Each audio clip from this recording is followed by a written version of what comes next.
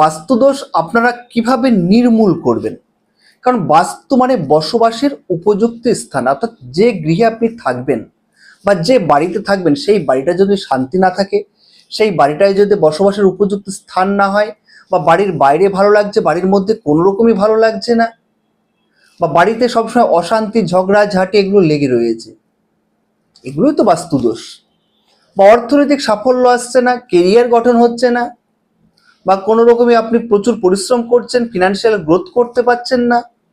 এটাই বাস্তুতে সমস্যা হয়ে থাকলে গ্রহগুলো আমাদের দুর্বল হয়ে পড়ে, তার ফলে আমাদের বাস্তুতে সমস্যা হয় এবং আমরা ইমব্যালেন্স হয়ে পড়ি সহজেই। তার জন্য কী কী উপায় আপনারা করতে পারেন, যেগুলো আপনারা নিজেরাই করতে পারেন, দেখবেন অনেক ভালো থাকবেন। 1 নম্বর হচ্ছে প্রতিদিন সকালবেলায় ঘুম থেকে উঠে নিজের নিজের বিছানাটা কিন্তু সুন্দর করে আপনারা গুছিয়ে রাখবেন, দেখবেন মাইন্ড ফ্রেশ হবে এবং